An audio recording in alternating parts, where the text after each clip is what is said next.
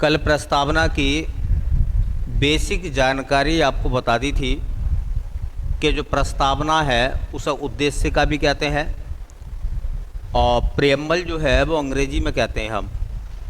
और ये भी आपको बताया गया था कि संविधान की जो उद्देशिका है, तो संविधान की उद्देशिका का विचार किस देश से लिया गया था? विचार किस देश से लिया गया था? यूएसए से। और संविधान की प्रस्तावना की जो भाषा है वो ऑस्ट्रेलिया से ली गई थी। उद्देश्य प्रस्ताव को किसने पेश करा था? जवाहरलाल नेहरू ने। कब करा था? 13 दिसंबर 1946 को तीसरी संविधान सभा की बैठक में किसके सामने पेश करा था? तो संविधान सभा के सामने पेश करा था। एक और बड़ा अच्छा सा क्वेश्चन बनेगा कि उद्देश्य प्रस्ताव को संविधान सभा ने कब स्वीकार करा है? तो 22 जनवरी 1947 को। संविधान की प्रस्तावना में एक शब्द आया है, हम भारत के लोग। ये शब्द कहाँ से लिए गए हैं? यूएनओ के चार्टर से। कोई पूछेगा आपसे कि भारत क्या है, तो आप बताओगे भारत एक गणराज्य है। और भारतीय गणराज्य की कौन कौन सी विशेषताएं हैं? संपूर्ण प्रभुत्व संपन्न है, समाजवादी है, पंथ निरपेक्ष है और लोकतंत्रात्मक है। भारतीय संविधान में कितने प्रकार के न्याय की बात हुई है? 3 प्रकार के न्याय हैं। कौन कौन से? सामाजिक, आर्थिक और राजनीतिक। और ये 3 प्रकार के जो न्याय हैं ये कहाँ से लिए गए हैं? रूसी क्रांति से। भारतीय संविधान के प्रस्तावना में कौन कौन सी स्वतंत्रताएं हैं?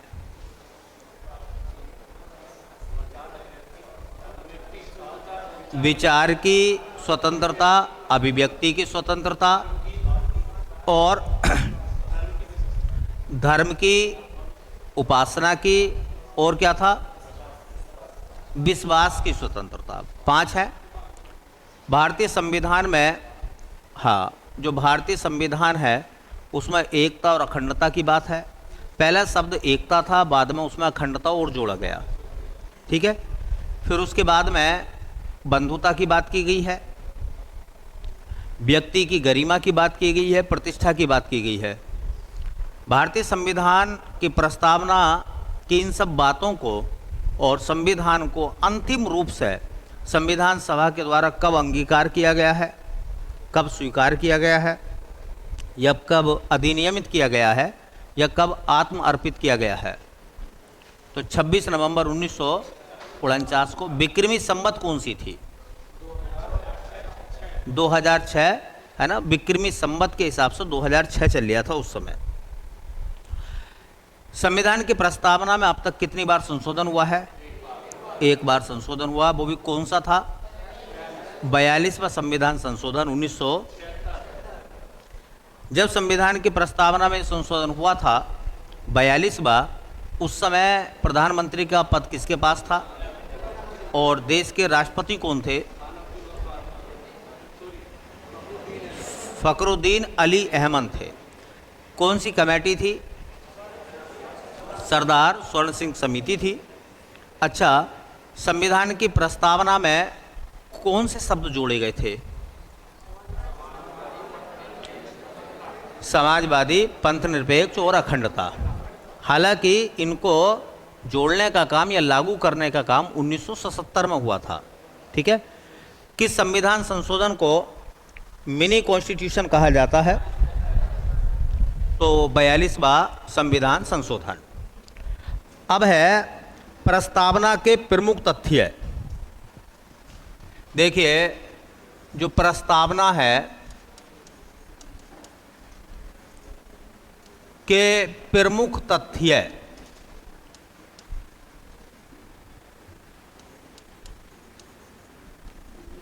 प्रस्तावना के प्रमुख तथ्य मतलब कुछ इंपॉर्टेंट बातें और प्रस्तावना के संबंध में आपको मिलेंगी प्रस्तावना से संबंधित। ठीक है। तो प्रस्तावना के प्रमुख तथ्यों में देखिए, एक क्वेश्चन पूछा जाता है प्रस्तावना के संबंध में। क्वेश्चन ये आता है कि एक केस हुआ था union of India versus Madan Gopal. एक केस था union of India versus Madan Gopal, 1957 में केस आया था सुप्रीम कोर्ट में।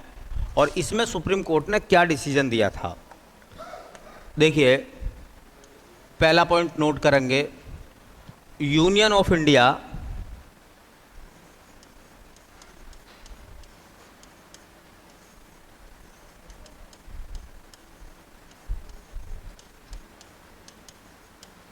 उसे कहते हैं बनाम कि मदन गोपाल।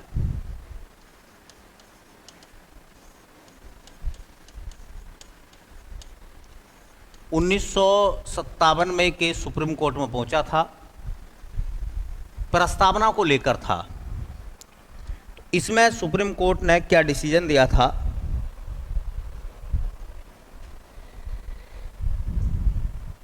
प्रस्तावना को न्यायालय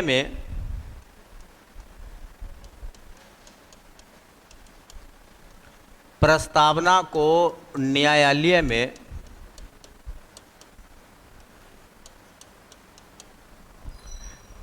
परिवर्तित नहीं किया जा सकता,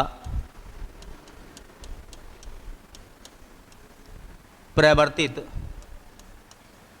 नहीं किया जा सकता,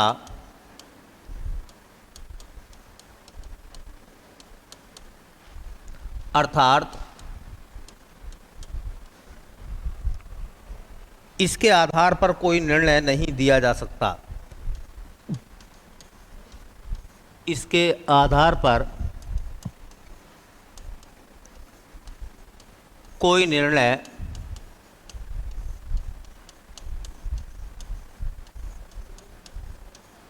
नहीं दिया जा सकता।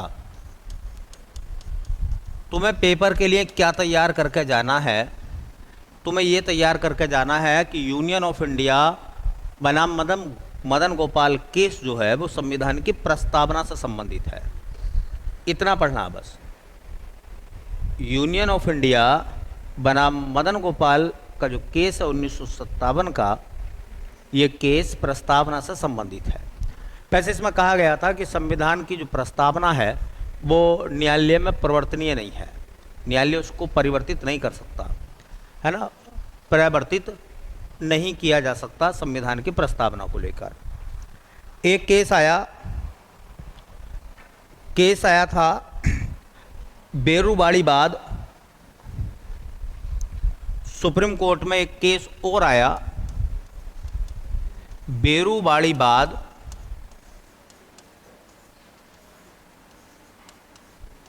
बनाम भारत संघ। भारत संघ को लेकर केस आया बेरूवाड़ी के नाम से, और ये केस आया था 1960 में। बेरूवाड़ीवाद बनाम भारत संघ।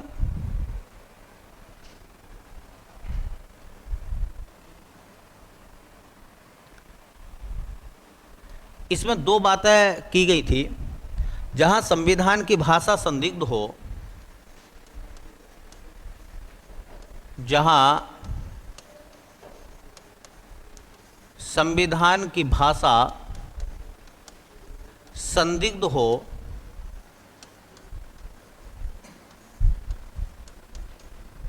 वहां प्रस्तावना विधिक निर्वाचन में सहायता करती है।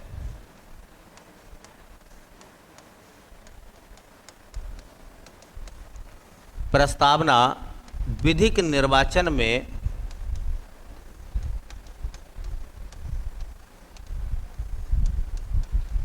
सहायता करती है।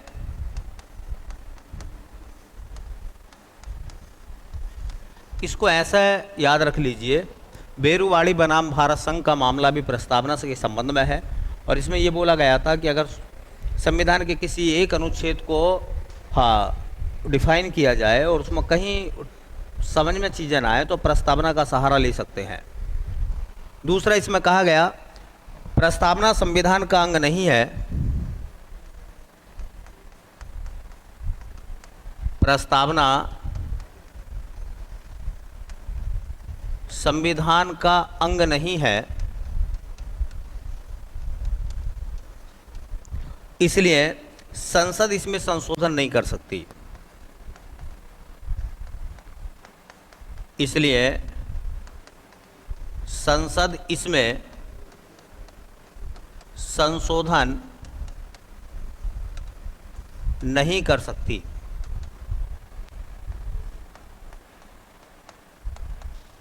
तो ये भी याद रखें कि जो मदन गोपाल का केस था, यूनियन ऑफ इंडिया बनाम मदन गोपाल केस, वो भी प्रस्तावना का था। बेरूवाड़ी बाद बनाम भारत संघ का केस जो था 1960 का, वो भी प्रस्तावना से संबंधित था। एक केस आया, बहुत चर्चा में रहा, केशवानंद भारती बनाम केरल राज्य।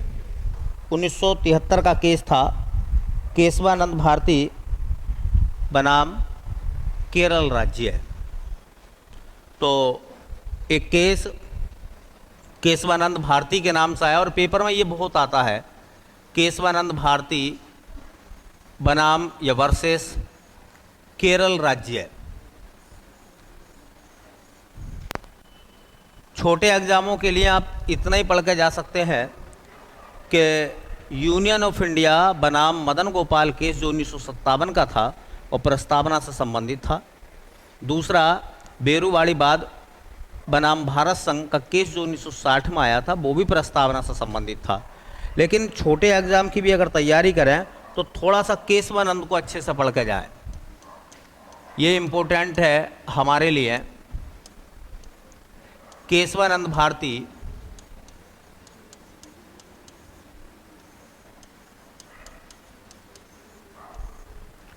बनाम या वर्सेस केरल राज्य। ये केस 1973 का था। सन भी थोड़ी सी ध्यान में रख लें, हेडिंग का नाम भी आप ध्यान में रखें और इस केस को थोड़ा सा अच्छे से पढ़ के जाएं हर एग्ज़ाम के हिसाब से। इसमें पहली बात तो सुप्रीम कोर्ट ने ये बताई कि प्रस्तावना संविधान का अंग है। प्रस्तावना संविधान का अंग है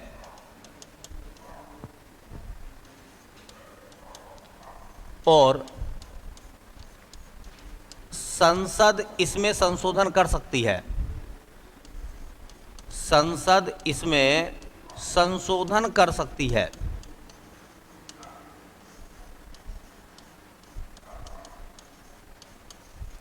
जबकि देखिए, बेरूवाड़ी केस में ये माना गया कि प्रस्तावना संविधान का हिस्सा नहीं है, इसलिए संसद को प्रस्तावना में संशोधन का अधिकार नहीं है। तो उल्टा डिसीजन हो गया। दूसरा कहा गया, सुप्रीम कोर्ट ने मूल ढांचे, सुप्रीम कोर्ट मतलब सर्वोच्च न्यायालय ने मूल ढांचे का सिद्धांत दिया। उच्चतम न्यायालय ने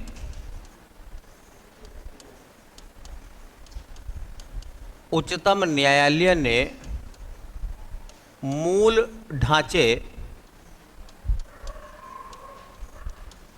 का सिद्धांत, इसी थ्योरी में केशवानंद बनाम भारत संघ के केस में सुप्रीम कोर्ट ने या उच्चतम न्यायालय ने मूल ढांचे का सिद्धांत, जिसे कहते हैं theory of basic structure, theory of basic structure, तो उच्चतम न्यायालय ने मूल ढांचे का सिद्धांत दिया। तो किस केस में सुप्रीम कोर्ट ने मूल ढांचे बेसिक स्ट्रक्चर का सिद्धांत दिया है? अर्थात ये मान सकते हैं कि सुप्रीम कोर्ट ने संविधान की प्रस्तावना को मूल ढांचा माना है और ये ऑर्डर दिया है, यह निर्णय दिया है कि प्रस्तावना संविधान का मूल ढांचा है, इसमें संशोधन कर सकती है संसद, लेकिन नकारात्मक संशोधन नहीं करेगी। नकारात्मक संशोधन नहीं करेगी, ऐसे संशोधन नहीं कर सकती जिससे नेगेटिव असर बैठे, नकारात्मक प्रभाव बैठे। ठीक है, सकारात्मक परिवर्तन वो कर सकती है। ठीक है, तो संसद संविधान के मूल ढांचे में संसद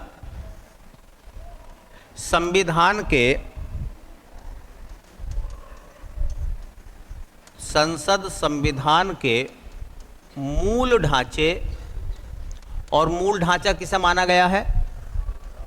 प्रस्तावना को। संसद संविधान के मूल ढांचे अर्थात प्रस्तावना में नकारात्मक संशोधन नहीं कर सकती।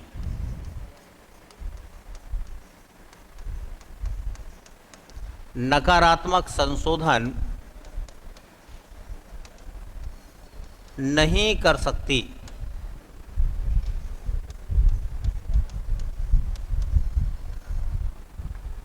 लेकिन मूल ढांचे के विस्तार,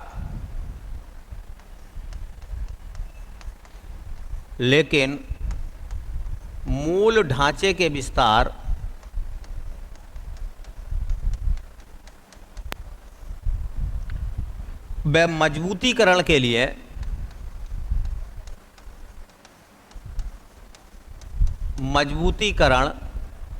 लिए संशोधन कर सकती है।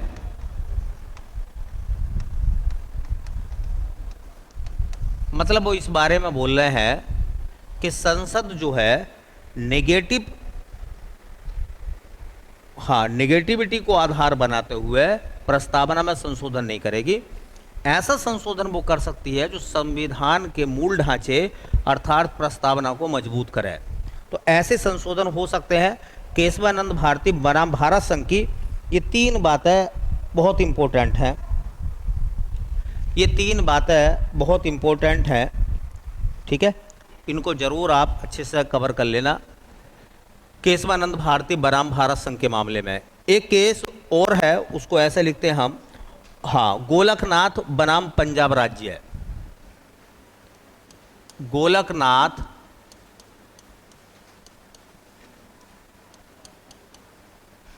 बनाम पंजाब राज्य।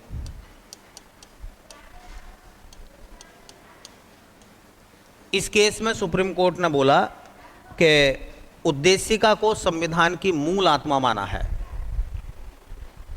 उद्देशिका को संविधान की मूल आत्मा माना है। इसमें क्या करा गया है? तो इसमें उद्देशिका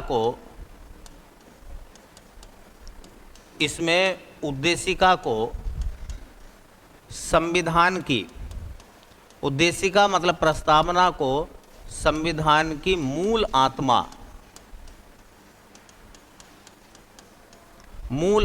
माना है। मूल आत्मा माना गया है। एक केस आया था, उसका नाम था बोमई बनाम यूनियन ऑफ इंडिया। बोमई बनाम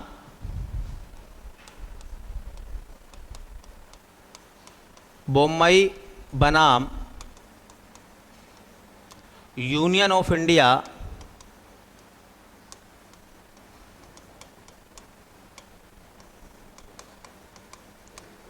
इस केस में क्या हुआ है? उद्देशिका संविधान का भाग है, ये माना गया है। उद्देशिका संविधान का भाग है, ये माना गया है। उद्देशिका संविधान का भाग है, ये माना गया है।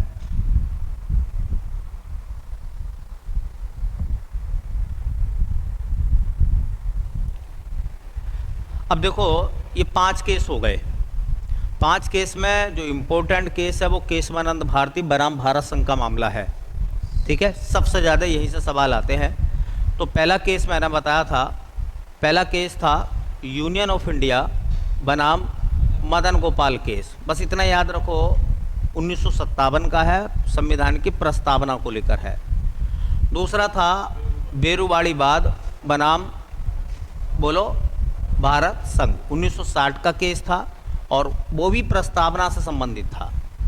ऐसे ही गोलकनाथ बनाम पंजाब राज्य का केस भी प्रस्तावना से संबंधित था और इसमें प्रस्तावना को या उद्देशिका को संविधान की आत्मा माना गया है। उसके बाद में बोमई बनाम यूनियन ऑफ इंडिया के केस में संविधान या प्रस्तावना जो है वो संविधान का भाग है ये माना गया है। लेकिन इम्पोर्टेंट केशवानंद भारती बनाम केरल राज्य है, 1973 का केस। एसएससी से लेकर तमाम एग्जाम यहाँ से सवाल मालूम करते हैं। इसमें बताया गया है कि प्रस्तावना संविधान का ही हिस्सा है, इसलिए संसद उसमें संशोधन कर सकती है। प्रस्तावना को संविधान का मूल ढांचा माना है सुप्रीम कोर्ट ने, प्रस्तावना को संविधान का मूल ढांचा माना है प्रस्तावना को, इसलिए बोला गया है कि जो संसद है वो संविधान की प्रस्तावना में नकारात्मक संशोधन नहीं करेगी, सकारात्मक वो कर सकती है, जिससे प्रस्तावना अर्थात मूल ढांचे को मजबूती प्राप्त हो। ठीक है, 2-4 फैक्ट और हैं, उनको आप नोट कर लीजिए। 2-4 फैक्ट और क्या क्या आते हैं तथ्यों को लेकर। एक ये मूल तथ्य है, कुछ विशेष जानकारी है जो थोड़ी सी आपको याद रखनी होगी। देखिए,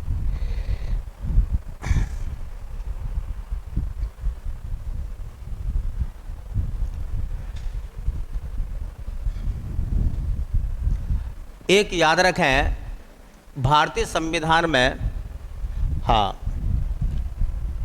एक नाम आता है, प्रस्तावना को संविधान की मूल आत्मा कहा। पॉइंट बनाकर प्रस्तावना को संविधान की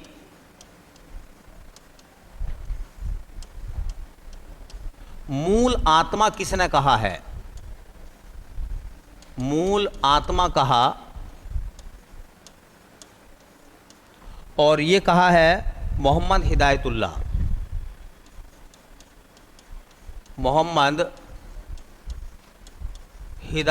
ने। और आपको पता होगा ये सुप्रीम कोर्ट में चीफ जस्टिस भी रहे हैं, मुख्य न्यायाधीश, ये कार्यवाहक राष्ट्रपति भी बने हैं, और ये मोहम्मद हिदायतुल्लाह ये बाद में रिटायर होने के बाद में उपराष्ट्रपति बने हैं। तो राष्ट्रपति कार्यवाहक बने, उपराष्ट्रपति बने और सुप्रीम कोर्ट में चीफ जस्टिस बने। उस व्यक्ति का नाम बताइए जो देश का राष्ट्रपति, उपराष्ट्रपति और मुख्य न्यायाधीश रहा हो। तो मोहम्मद हिदायतुल्लाह। प्रस्तावना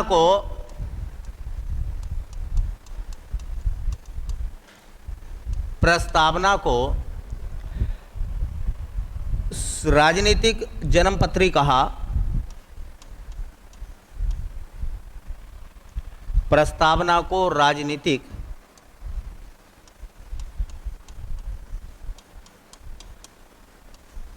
जन्मपत्री कहा। किसने प्रस्तावना को राजनीतिक जन्मपत्री कहा है?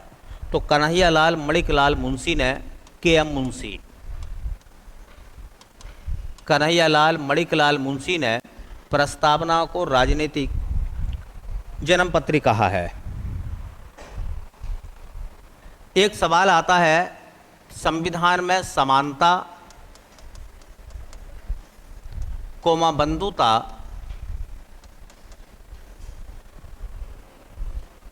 और समता, समानता समता व बंधुता का नारा लिया गया है। समानता, समता और बंधुता का नारा कहाँ से लिया गया है? तो ये लिया गया है भैया फ्रांस की क्रांति से। फ्रांस की क्रांति से रूसी क्रांति से तो हमने सामाजिक, राजनीतिक और आर्थिक न्याय लिए हैं। ठीक है, तो किस क्रांति का नारा समानता, समता और बंधुता था? तो कौन सी क्रांति भैया वो? तो ये था संविधान की प्रस्तावना के संबंध में कुछ मुख्य तथ्य है, और इन मुख्य तथ्यों में भी जो सबसे ज़्यादा इम्पोर्टेंट चीज़ है वो है केशवानंद भारती बनाम भारत संघ का केस। उसे अच्छे से देख लेना। 5 केस बताए हैं, और ये बड़े एग्जामों में पूछे जाते हैं। RO का एग्ज़ाम दोगे या फिर आप PCS लेवल का एग्ज़ाम दोगे तो उसके लिए ये ज़्यादा इम्पोर्टेंट है। ठीक है, चलिए उसके बाद में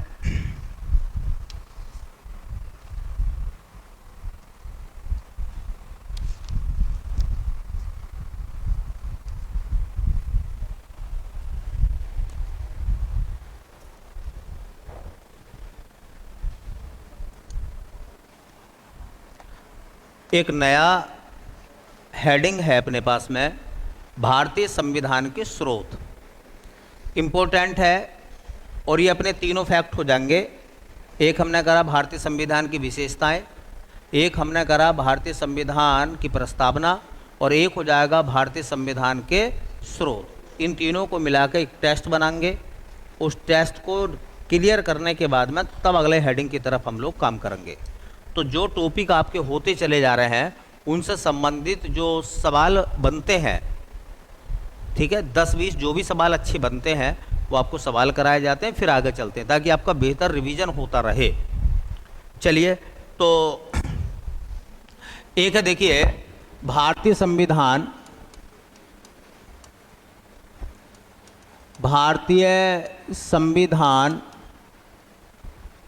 के स्रोत।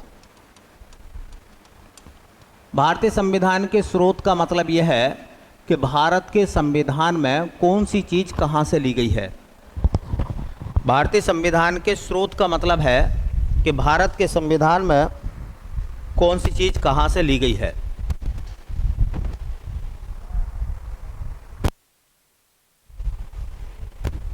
आवाज़ आ रही उसमें है?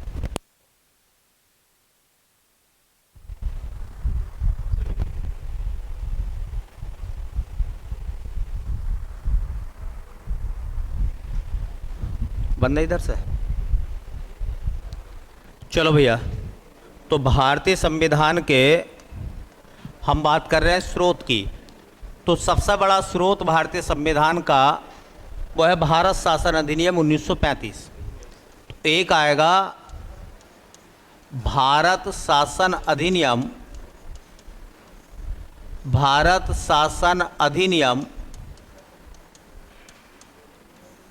1935, और ये बहुत ज़्यादा इम्पोर्टेंट है। इस वजह से इम्पोर्टेंट है क्योंकि भारतीय संविधान का आधे से ज़्यादा भाग यहीं से बनाया गया है। लगभग 250 अनुच्छेद भारत शासन अधिनियम 1935 से लिए गए हैं। तो कभी कभी सवाल पूछते हैं कि भारतीय संविधान का सबसे बड़ा स्रोत क्या है। भारतीय संविधान का सबसे बड़ा स्रोत क्या है? तो भारत शासन अधिनियम 1935। तो यह भारतीय संविधान का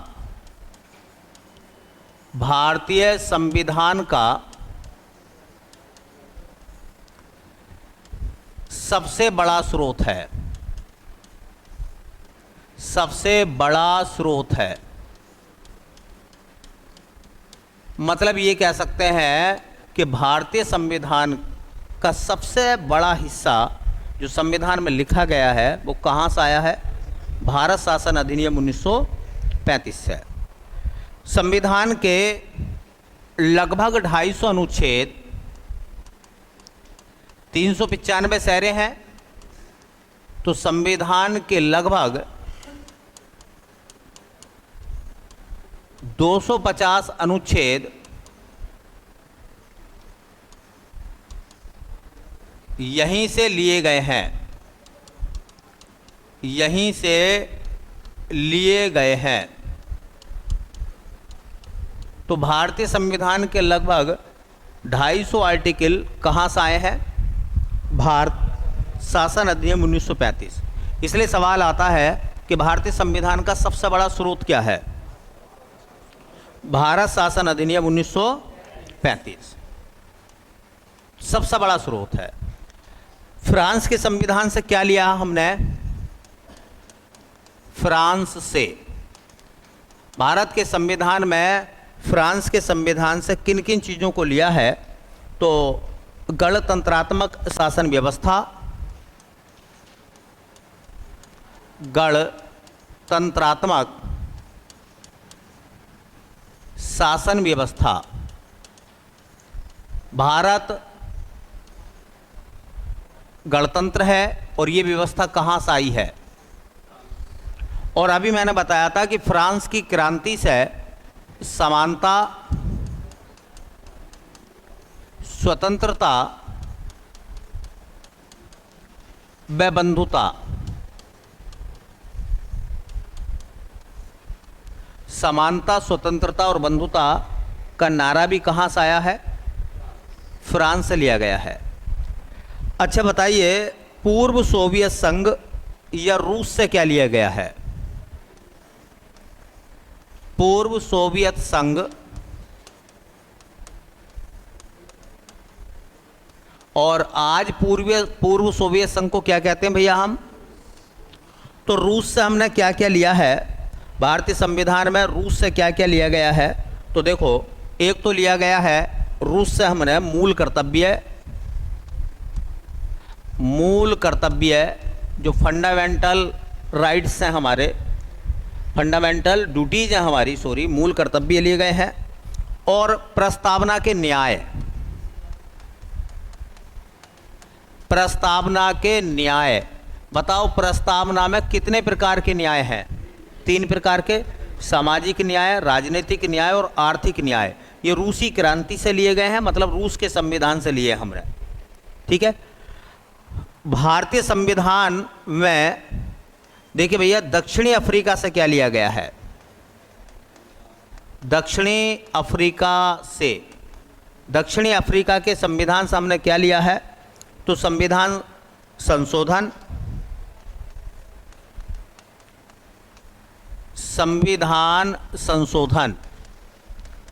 संविधान में किस प्रकार से संशोधन हो सकता है, ये हमने लिया है।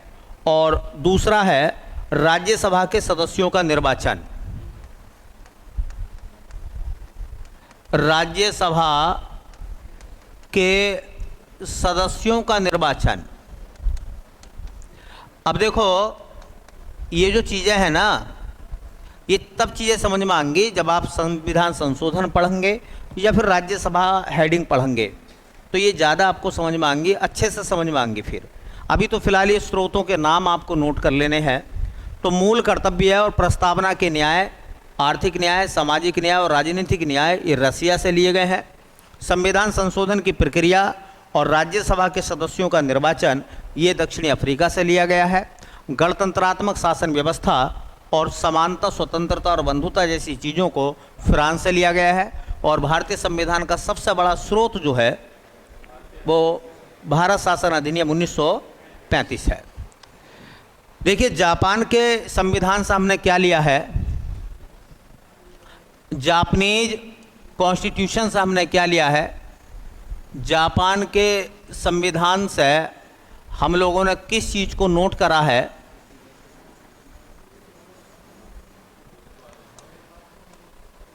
जापान से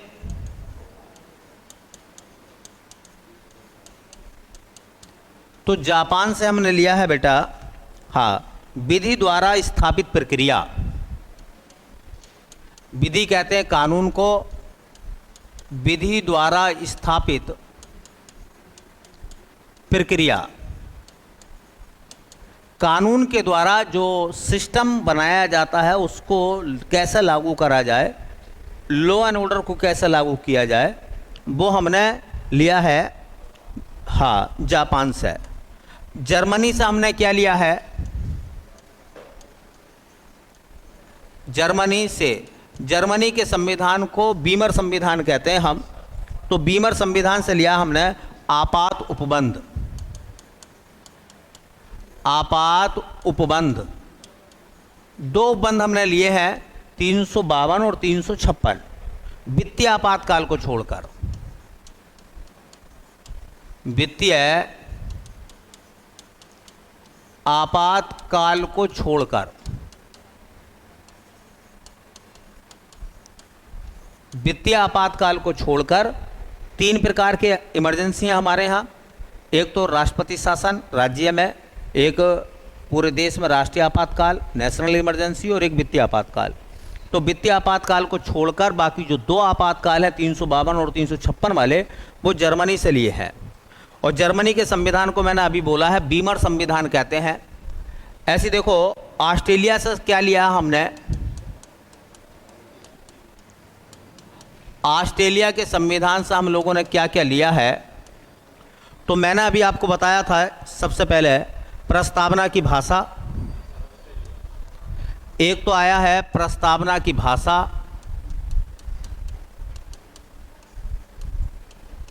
प्रस्तावना की भाषा को मेंशन करा हमने। और एक मैं आपको बता चुका था समवर्ती सूची, समवर्ती सूची। समवर्ती सूची कहाँ से आई है, ऑस्ट्रेलिया से आई है ना। हाँ, देखिए दोनों सदनों का संयुक्त अधिवेशन जो 108 में आएगा, दोनों सदनों का संयुक्त अधिवेशन जिसमें राज्यसभा और लोकसभा एक साथ भाग लेती है। आर्टिकल 108 में संसद का संयुक्त अधिवेशन, विधानमंडल का संयुक्त अधिवेशन, है ना। ये चीज़ें कहाँ से हमने ली हैं, ऑस्ट्रेलिया से। आयरलैंड से हमने क्या लिया है, आयरलैंड। आयरलैंड के सवाल बहुत आते हैं। एक तो हमने लिया भैया राज्य के नीति निर्देशक तत्व, राज्य के नीति निर्देशक तत्व, भाग 4 लिया हमने। एक आएगा, एक आता है राज्यसभा के सदस्यों का मनोनयन। राष्ट्रपति राज्यसभा में 12 सदस्यों को मनोनीत करता है। ये प्रोसेस कहाँ से आया है, आयरलैंड से। तो राज्य सभा के सदस्यों का मनोनयन, मनोनयन का मतलब होता है कि राज्यसभा में राष्ट्रपति जिन 12 सदस्यों को मनोनीत करता है, ये प्रक्रिया भारतीय संविधान में कहाँ से आई है, आयरलैंड से। एक ऐसी नाम आएगा हमारे सामने, कनाडा के संविधान से हमने क्या लिया है, कनाडा।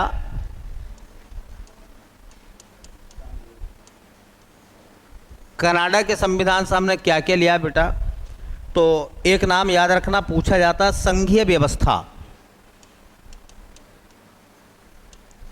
संघीय व्यवस्था, संघीय व्यवस्था को संघात्मक व्यवस्था भी कहते हैं। जब भारत नॉर्मल रूप से काम करता है तो राज्यपालों की नियुक्ति केंद्र द्वारा, राज्यपालों की नियुक्ति, राज्यपालों की नियुक्ति कि किस तरह से केंद्र जो है वो राज्य में राज्यपालों की नियुक्ति करता है, ये लिया गया है। अवशिष्ट शक्तियों का केंद्र में निहित होना, एक आएगा आर्टिकल 248 जिसमें अवशिष्ट शक्तियों की बात आएगी, वो कनाडा से ली गई हैं। अवशिष्ट शक्तियों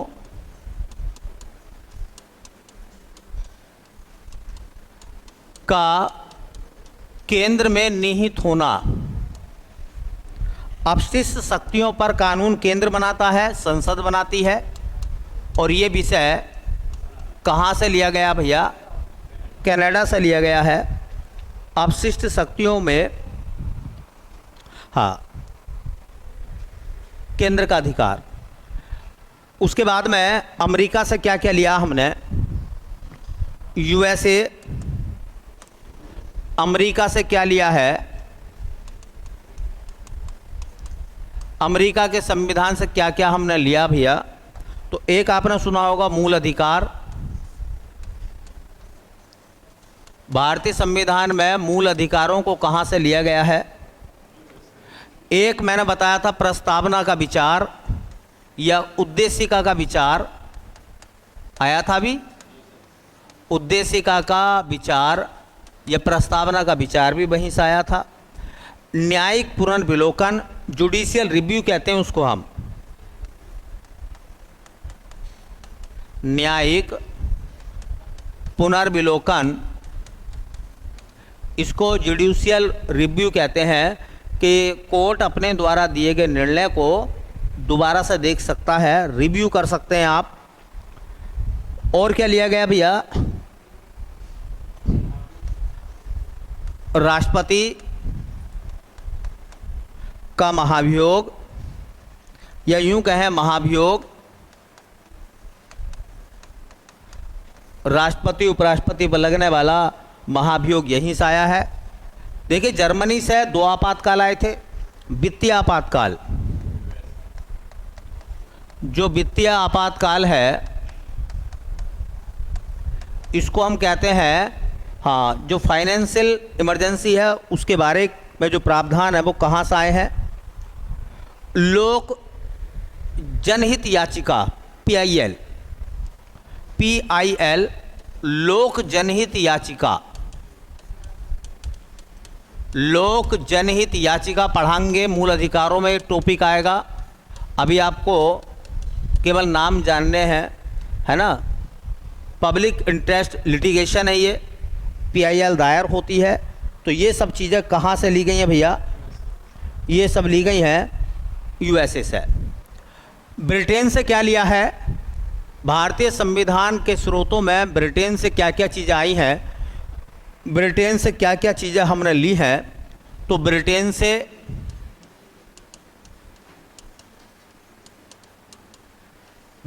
क्या क्या ली है, जैसा आप जानते हैं एकल नागरिकता, भारत में एकल नागरिकता का प्रावधान है, कहाँ से लिया है, संसद कहाँ से आई है, संसद जो पार्लियामेंट है वो ब्रिटेन से आई है। संसदीय शासन प्रणाली, संसदीय शासन प्रणाली, इसको भी कहाँ से लिया गया है, संसदीय शासन प्रणाली जैसी चीज़ों को भी